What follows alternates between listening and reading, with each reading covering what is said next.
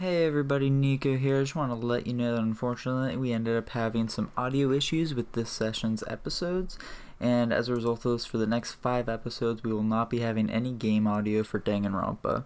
I did supply a link down in the description which will take you to a video that'll show you what's been happening throughout this class trial that's coming up, so you'll be able to hear all the characters voicing their stuff and all that. And I'll also be supplying a time code down there as well, which will just let you know when you don't really need to watch that video anymore and you can come back and watch our stuff again. It should be around episode 72 is where you can pick back up there when we'll have some more game audio. So, hey, if you want to keep watching our videos, please enjoy. And if not, I totally get it if you just want to go check out that video I put down there. Either way, peace.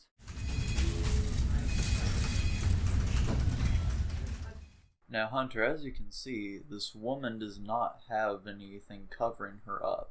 I thought you were going to point out how she doesn't have arms. She also does not have arms. That is disgusting.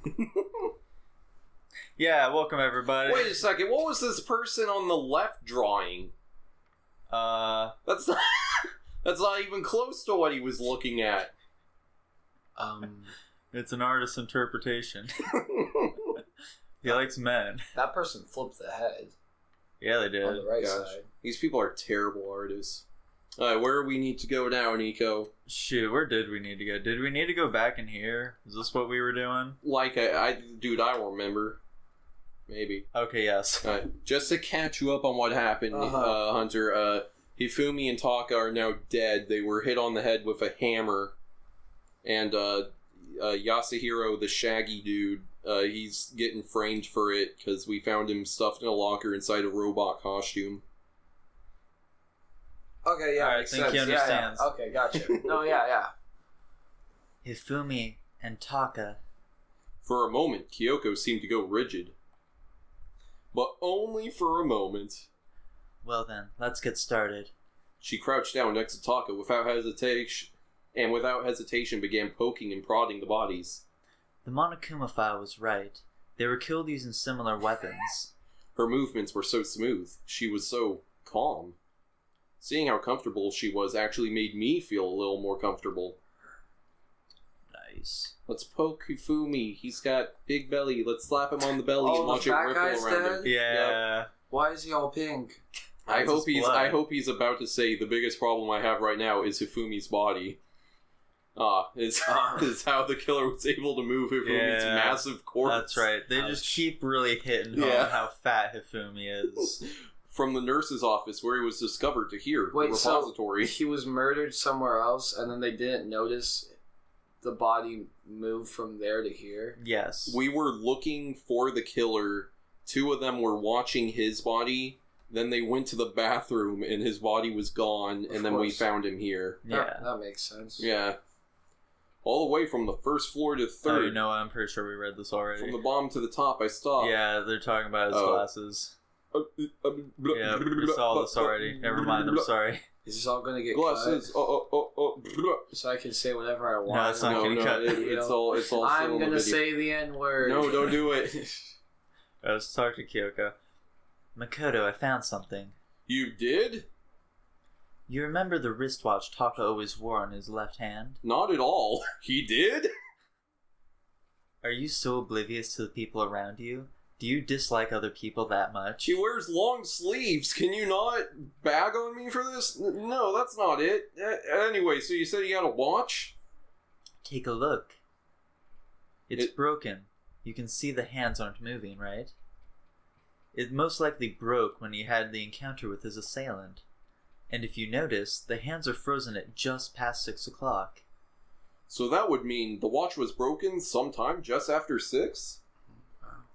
But last night, Taka's watch was definitely wasn't broken. There he is again.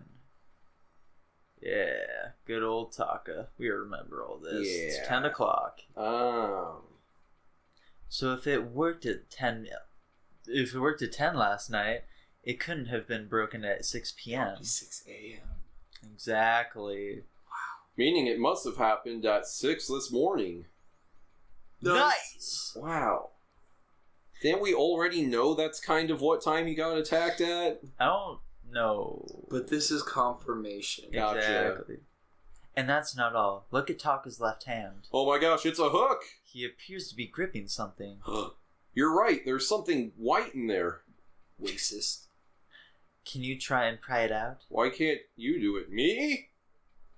Rigor mortis has already set in. Boys are better suited to this kind of manual labor, right? You know, it's that kind of talk that supports the patriarchy. You gotta stand up for yourself. You can handle dead bodies just as good as any man.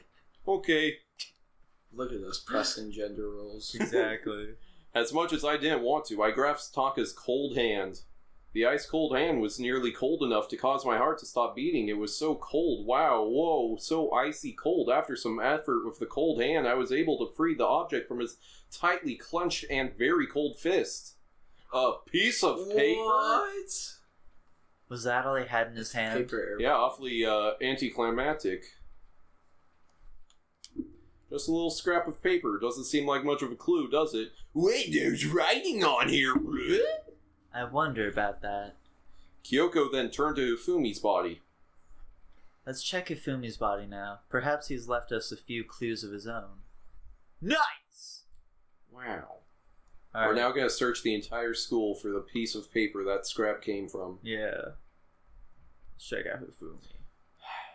I swear, if this is the same... It is. Alright, You just cool. I guess you just have to talk to her. Okay, what did you find on Hifumi? Yeah. Because obviously we're not good enough.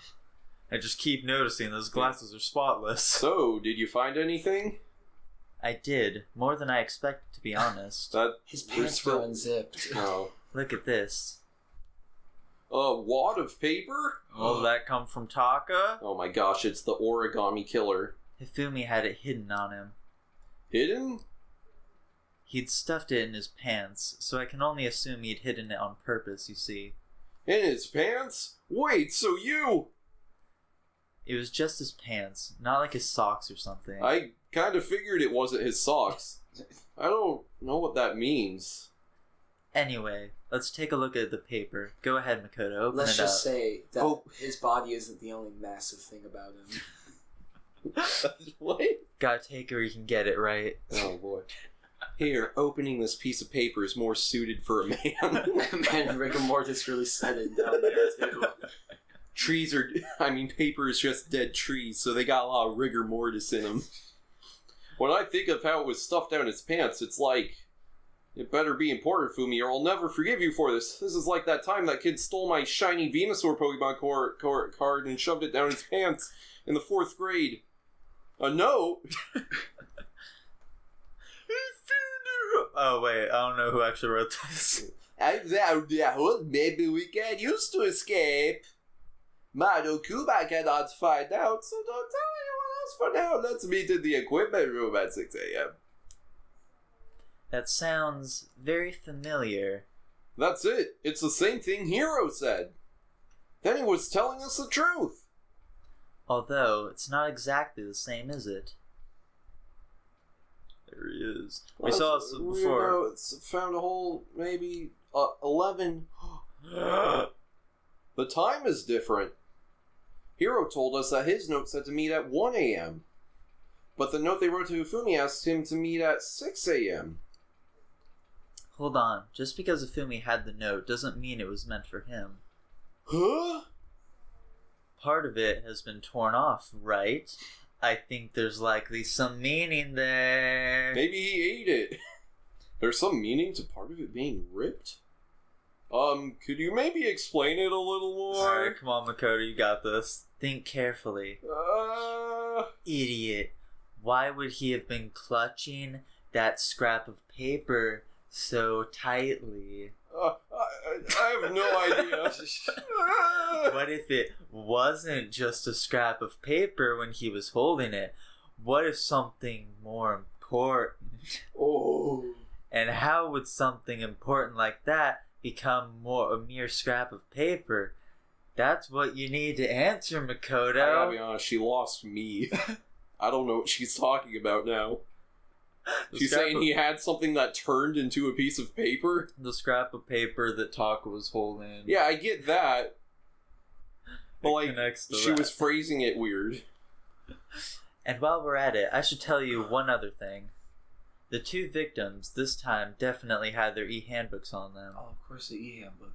So the handbooks have nothing to do with how the murders were carried out. Not that there was any reason to think that they were connected to the killings in the first place. I'm just breaking the fourth wall to let the player know not to overthink this. So you're saying I don't have to think about the handbooks this time, right?